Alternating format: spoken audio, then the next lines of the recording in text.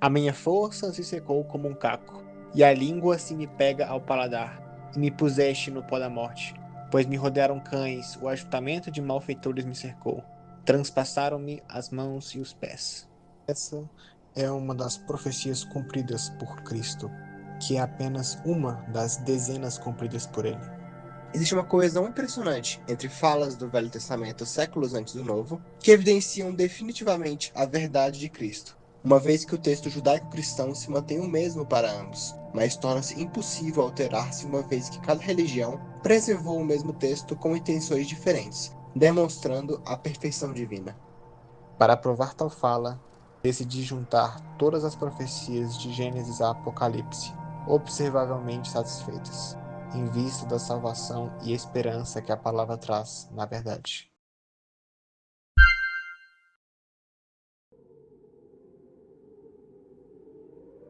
Em Gênesis 1, já é possível observar a Trindade prefigurada de forma profética, por meio da palavra de Deus que tudo faz, como dito em João 1. E o Espírito de Deus que paira sobre as águas. E essa pluralidade pode ser ainda observada por meio da nossa imagem e nossa semelhança. Em Gênesis 3, após Deus maldizer a serpente pela queda dos homens, ela já prediz uma inimizade entre a descendência humana e da serpente, dizendo que a primeira feriria a fera na cabeça, derrotando-a definitivamente, e a serpente feriria a do homem no calcanhar, local extremamente provável da crucificação na região do pé. Em Gênesis 14, já com Abraão, uma figura misteriosa chamada Melquisedeque, significando o Rei da Paz, aparece para Abraão, que misteriosamente aparece com pão e vinho, prefigurando a Santa Ceia, recebendo o sacerdócio de uma figura que parece representar Cristo.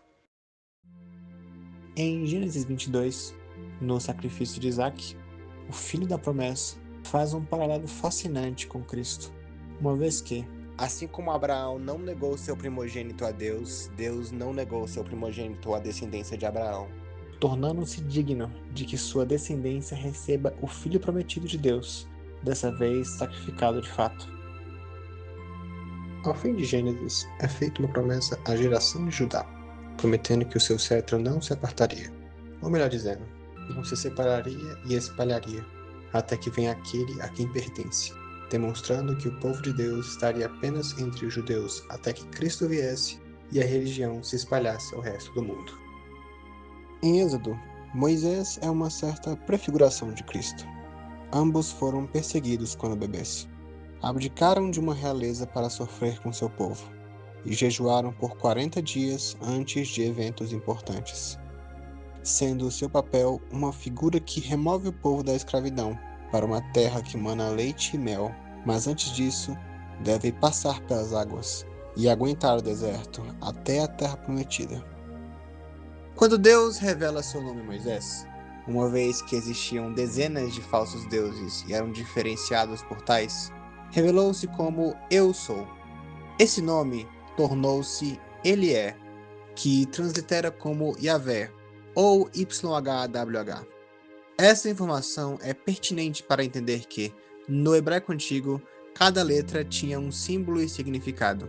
O Y, ou Yod, sendo representado por uma mão, o H, ou Ré, representado com o ato de ver ou contemplar, o W, ou Vav, indicado como um prego, e o Ré se repetindo, traduzindo como contemple a mão, contemple o prego.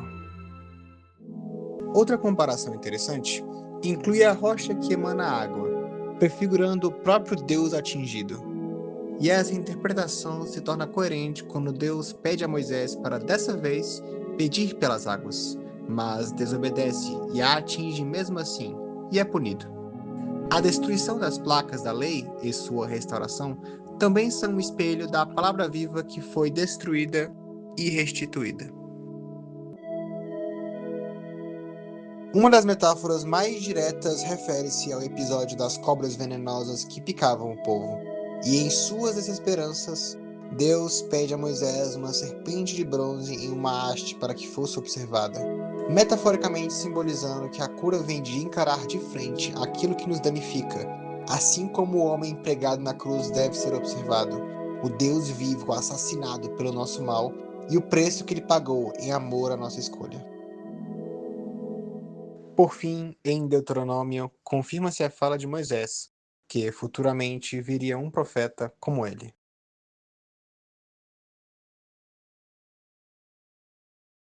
Good luck.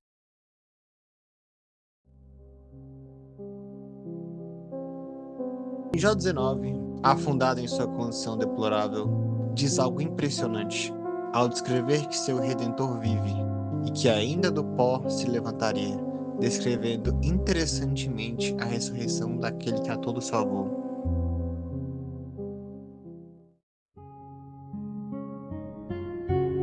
Os reis da terra se levantam e os governos consultam juntamente contra o Senhor e contra o seu ungido. Proclamarei o decreto. O Senhor me disse: Tu és meu filho, eu hoje te gerei. Pede-me, e eu te darei os gentios por herança, e os fins da terra por tua possessão. Beijai o filho, para que se não ire, pereçais no caminho, quando em breve se acender a sua ira. Bem-aventurado todos aqueles que nele confiam. Uma das últimas falas de Cristo na cruz foi: Deus meu, por que me abandonastes? Para alguns é simplesmente o clamor de alguém em sofrimento, mas ele estava apontando para o cumprimento da palavra em Salmos 22, com paralelos sobrenaturais com o Evangelho, pois está escrito: Deus meu, por que me abandonaste? As mesmas zombarias se repetem, enquanto a figura se derrama e tem seus ossos desconjuntos, tem sua boca seca de sede, e é perfurado nas mãos e pés, enquanto negociam sobre suas vestes.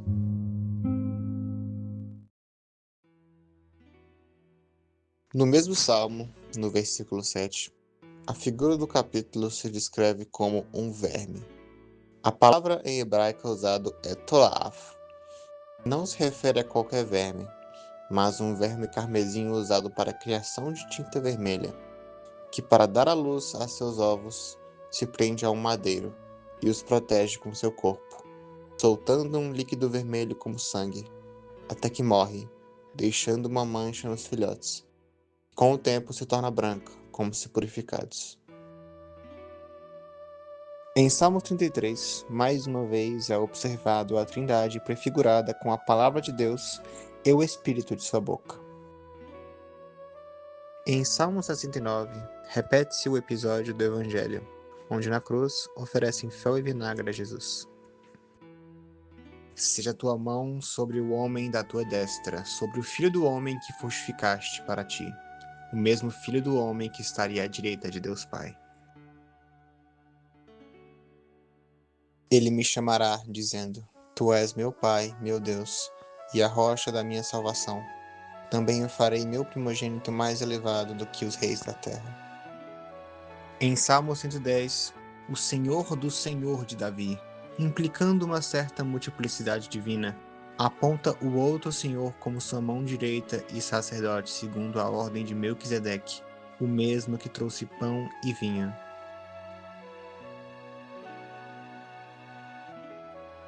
Quem mais poderia estabelecer as firmezas do mundo e controlá-lo senão Deus? E qual o nome desse Filho de Deus?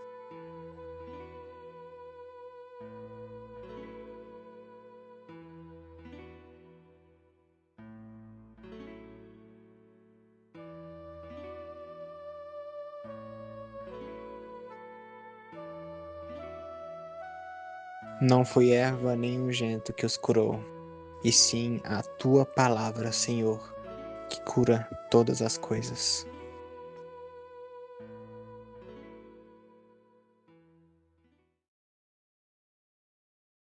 Splish.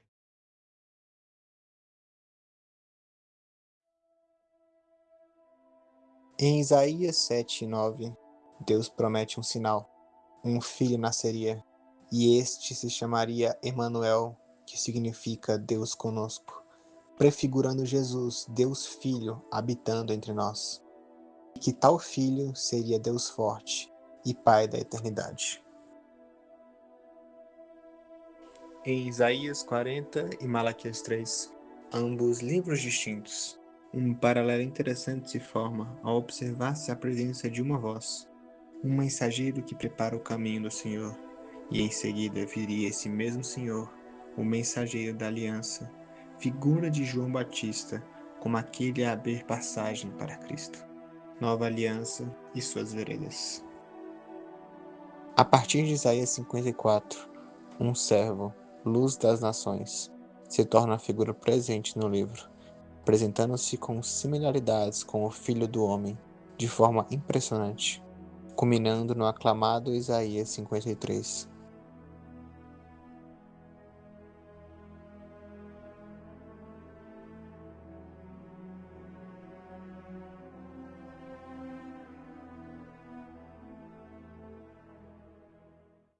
O Espírito do Senhor, o Espírito Santo, está no ungido, o Messias, e este veio pregar as boas novas, Evangelho em grego.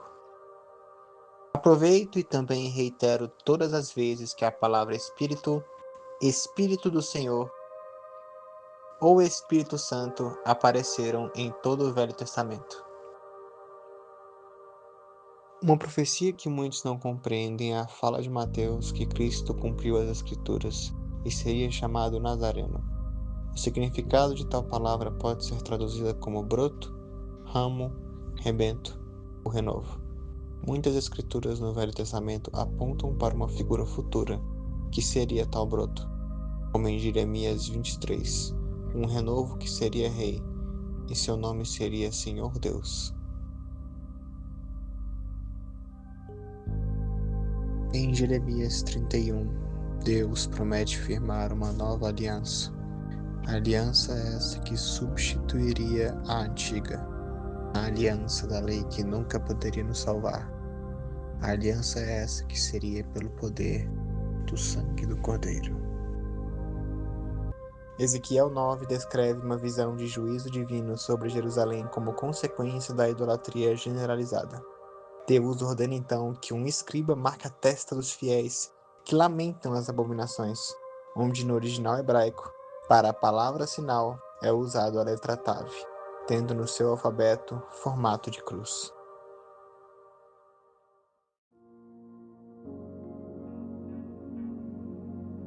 Uma conhecida profecia, em Daniel 2, trata do sonho de Nabucodonosor, uma estátua feita com diversos materiais que representam reinos próximos, cada elemento representativo de sua força, até que no último reino, de Roma, é descrito a subida de um rei, que seu reino não se desfaria, mas subsistiria para sempre. Desobedecendo a ordem de Nabucodonosor, ao não adorar o seu Deus, os amigos de Daniel, Sadraque, Mesaque e Abednego são jogados em uma fornalha para queimar, mas surpreendidos quando não são. Uma quarta figura, então, aparece surgir entre os fogos, sendo descrito como similar a um filho dos deuses. Em Daniel 7, o profeta descreve uma visão do ancião de dias, uma figura que representa Deus em seu altíssimo trono, onde uma figura misteriosa, o Filho do Homem, vem com as nuvens do céu, onde era-lhe dado domínio sobre toda a terra, em pé de igualdade com o Todo-Poderoso. Essa merece uma explicação.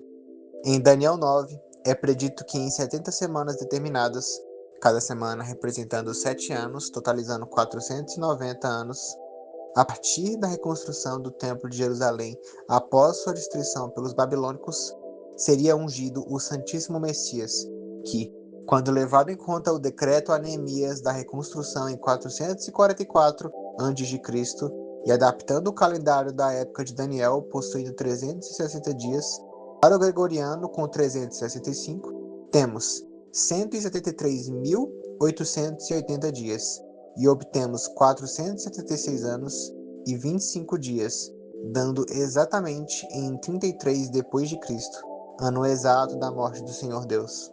Em adição, é predito que o segundo templo cairia após a morte do Messias, correlacionando com a vinda dos romanos com Tito Flávio em 70 depois de Cristo.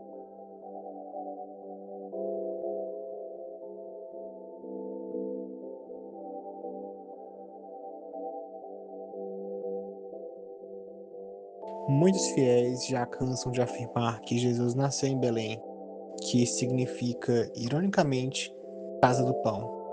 Mas sua significância vem principalmente de Miqueias 5, que afirma nascer de Belém aquele que viria.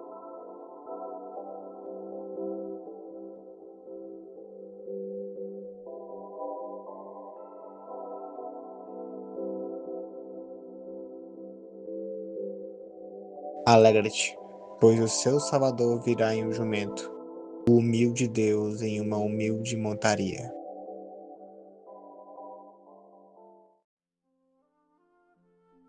Zacarias 11 é uma profecia sobre o julgamento divino contra os líderes infiéis de Israel e a rejeição do povo ao bom pastor, resultando em consequências devastadoras. O capítulo destaca a quebra da aliança, a traição por 30 moedas de prata, o mesmo preço que Judas traiu Jesus.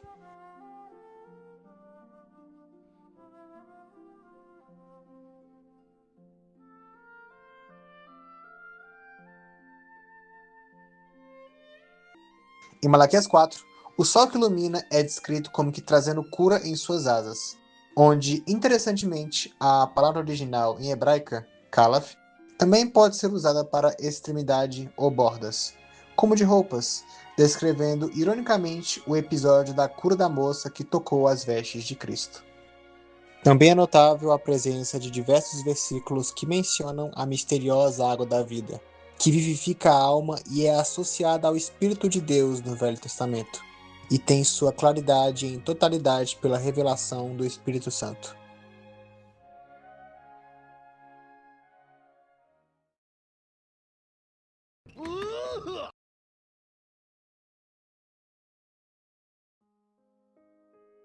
Apesar do fim das profecias no Velho Testamento, alguns pontos são interessantes de apontar no Novo, que são cruciais em apontar a completude da Escritura. O nome de Jesus, ou Yeshua, é uma abreviação de Yehoshua, que significa Deus salva. Ao descrever o perdão infinito de Deus, Jesus, em Mateus 18, fala de perdoar 70 vezes 7, que em totalidade dá 490. As letras hebraicas são também usadas para numeração, então a letra A, ou Aleph, pode ser usada como número 1, o B, ou Bet, como 2, e assim vai. Denoto essa informação para demonstrar que palavras associadas com perfeição, como o próprio Belém, ou Bethlehem, com suas letras em hebraico, dão um total de 490. O mesmo se aplica à palavra Tamim, que significa completude. Os evangelhos sinóticos mencionam a terceira hora, quando Jesus é crucificado, e a nona hora, quando este clama, Deus meu, por que me abandonastes? Essa distinção é necessária e interessante, pois os sacrifícios judaicos antigos ocorriam em 2 momentos do dia, pela manhã e pela tarde, às 9 e 15 horas, respectivamente, que equivalem à terceira e nona hora. A figura de Jesus como a sabedoria de Deus, correlacionando com sua figura como a palavra ou lógica de Deus, em 1 Coríntios 1, se torna fascinante quando observado em retrospectiva, visto que versículos como Provérbios 8 e Eclesiástico 1 descrevem a sabedoria como o começo dos caminhos de Deus, e estando desde o princípio com ele. Ou Sabedoria 10, que descreve Adão como liberto da sua própria queda por sabedoria. O Eclesiástico 24, que descreve sabedoria saindo da boca do Altíssimo, como a palavra, e habitando em Israel, assim como Jesus.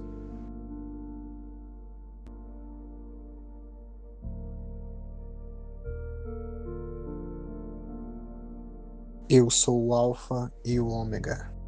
Essa frase, dita por Cristo em Apocalipse, tem sua significância em apontar ser o princípio e o fim de tudo, sendo a primeira e última letra do alfabeto grego, língua do Novo Testamento. Porém, uma vez que a língua-mãe de Cristo é o aramaico, língua similar ao hebraico, possivelmente disse, eu sou o Aleph e o Tav, primeira e última letra hebraica, que tem seus símbolos como um touro, uma figura poderosa, mas também sacrifício premeditado, e uma cruz, que é o sacrifício realizado.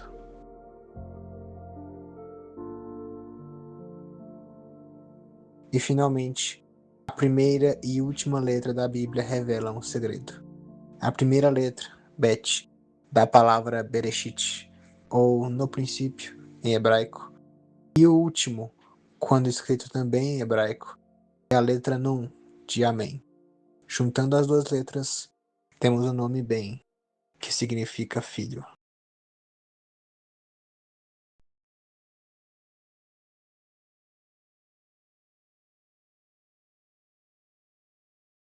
These penguins are all heading to the open water to the right.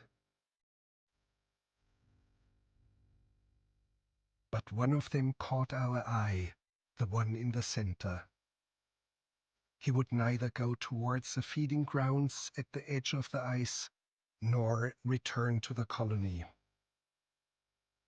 Shortly afterwards, we saw him heading straight towards the mountains, some 70 kilometers away. Dr. Ainley explained that even if he caught him and brought him back to the colony, he would immediately head right back for the mountains. But why?